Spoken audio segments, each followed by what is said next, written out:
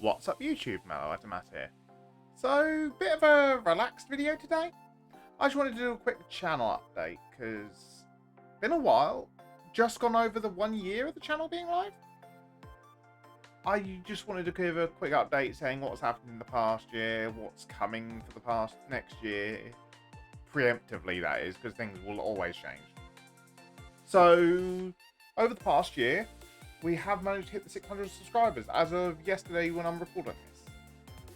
So I do want to give a massive shout out to everyone that's been supporting the channel.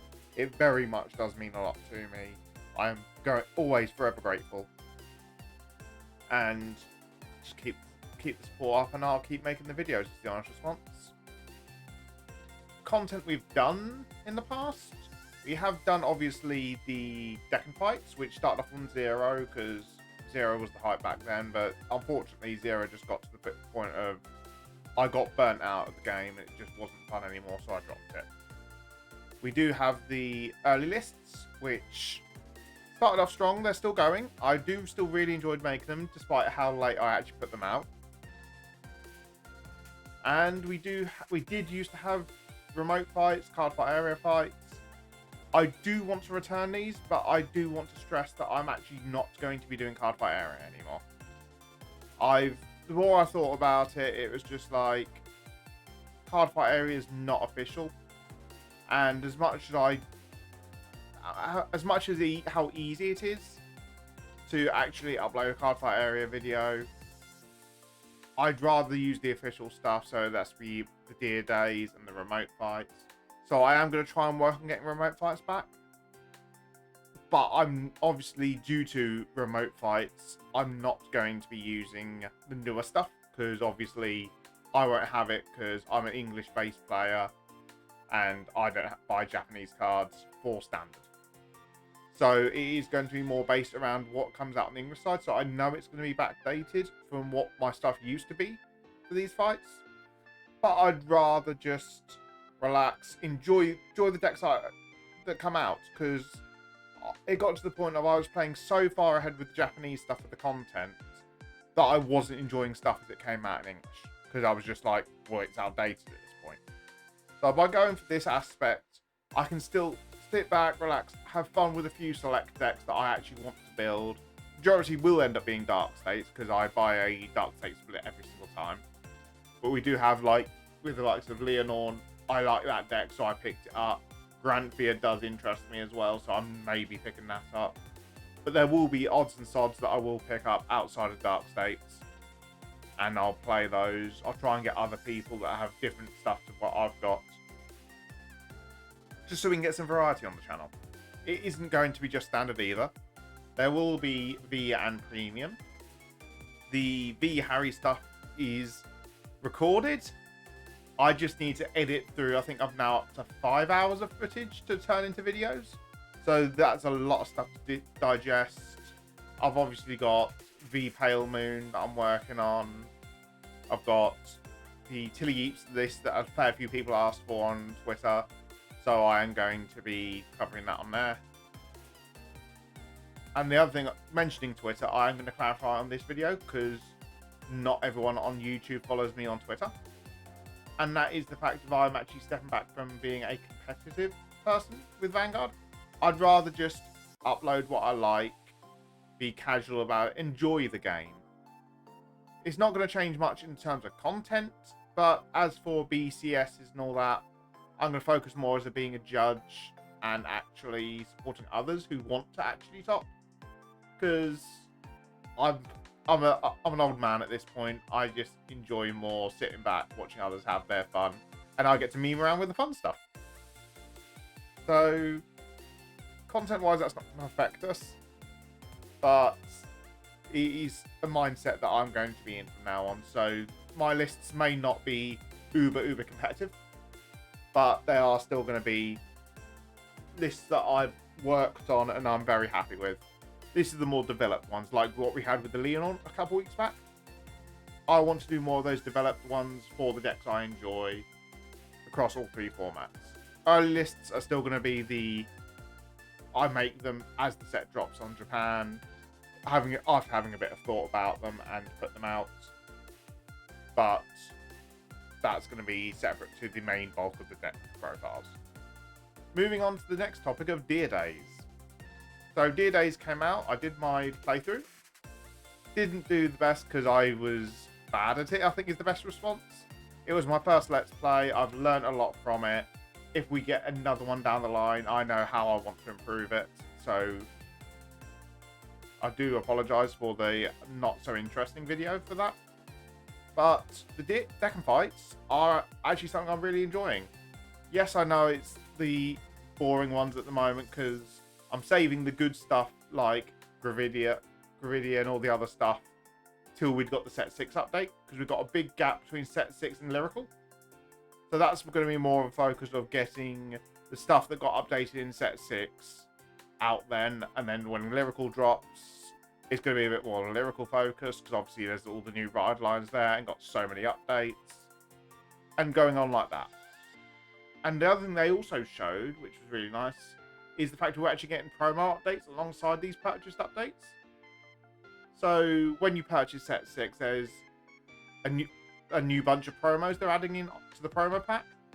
So it does give us extra content on top of the Set 6 product, so we've got more stuff to explore with. Those that do want to do the update for the DLC on the Switch via the region lock, like what I showed for the getting the main game, which I'll more likely put the video up top here. You follow the exact same method, is the honest response. Just put the code in, get the DLC. It does not matter for your as long as you download it on the same profile as where you bought the original game. It doesn't matter which version you're then playing on afterwards. It just has to link up. But DLCs are looking to be very good for updates. Still no news yet as to whether or not there's going to be any more past Set 7 at the moment. But I think we'll know more about that once we actually get closer towards Set 7 actually coming out in days. Then, with what's coming up, we've actually got, obviously, Set 8 drops this Friday from me recording this. And for this, I'm really looking forward to Lucia, got Chaos to update, and honestly that's it for me, but I'm still going to be mucking around with getting some games for those. I'll do a bit more of a developed profile for Lucia, definitely. Chaos is going to be on hold for getting a deck profile till Set 9, more for the fact that I need the Swirler reprints, which obviously moving on from Set 8, Set 9 literally comes out a month after. We have got Chronojet in between. I have got my premium Chronojet Stride deck set on order, so there will very likely be a profile for a box opening for that and just going through the contents, and then obviously a profile following up afterwards of this is what my Chronojet looks like. But that might wait till Set 9 as well once I've actually got my Swirlers. I'm still debating on if I actually want to put Swirler or not into my list. It's still a back and forth topic. Then obviously Set 9, there will obviously be the Unica stuff, the Bruce stuff from me. I might do Track and Tree, Dark States, and Stoicheia. I don't know yet. But I'm also looking at Granthea as well. It's down to if Granthea ends up being spared from the case split, I might grab it. If not, I'll see what money's like at the time. Go from there. And obviously, April's a break month. May, we've got the Harry Stride decks, the Harry Night Rose decks, which I'm going to be getting from 50 cards. A sealed one with 3 of the Harry sides. So the Harry Night Rose sealed one will actually be an opening as well. But all the way leading up to that, there's going to be a Harry content spread throughout. And then obviously, as of today, they actually announced that we're getting our V Premium set news next week. So that's going to be something forward to look to. Once we know a bit more about that, I might try and see what we can do, what we can't do regarding content for that. But that's another wait and see job. But moving past those, collabs. I have been reached out by a couple of people for wanting to do collabs, so there is going to be some stuff. You'll have seen the one I did Yesterday, yeah, it went up yesterday on Jello's channel. I did put it in the community tab, but it was honestly a little bit of fun. Nice bit of back, chilled back, relax. You get to listen to learn a bit more about me as a person, more than me as a content creator. So you'll know how I started the game, a bit more of me as a judge, and just little bits of background knowledge of what I am, which is honestly a bit of fun. There is another one of those kind of videos coming up on someone else's channel, which I will wait until it's all been finalized with when it's happening, what's happening. And I have got one lined up with Weiss and Chill, because I'm a Weiss player. So some of you don't know that. I do actually play a fair bit of Weiss, main being the quintessential quintuplets. Yay, Miku waifu deck. But me and Liam are going to be talking out a few things out, get to see what we can sort. So stay tuned for that as well. But that's really all it. I do have a few things I'm trying to focus on this next year. I am really trying as hard as I can to get to the 1,000 subs, because I want to reach that by the end of the year. Us having broken, I think we're 612 at the time of me recording this. So looks very feasible to hit their 1k. Because I do want to start being able to get these monetized, so I can actually put the money I'm earning from YouTube back into the content. So I can, like for example, upgrade my mic. I do want to get a second webcam, so I can do a bit more with the box openings and stuff. Because yes, I've got a webcam, but I do want to eventually upgrade it to a better quality one. Because those that have seen my videos know how much I actually zoom in.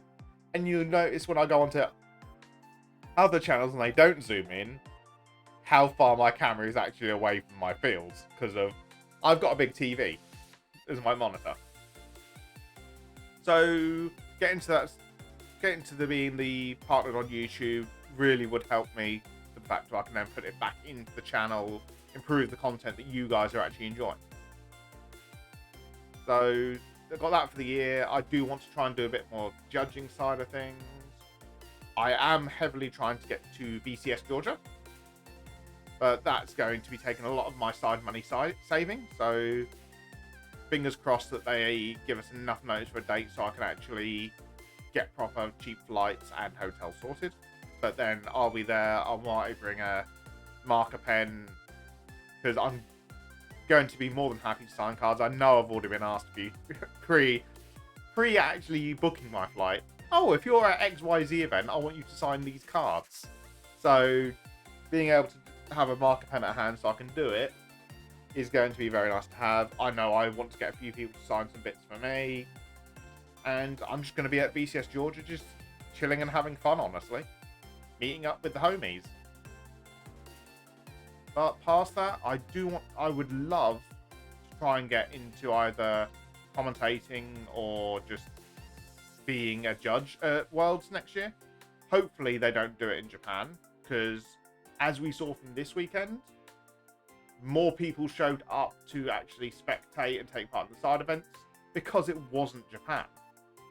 So I feel that having it not Japan is actually more beneficial.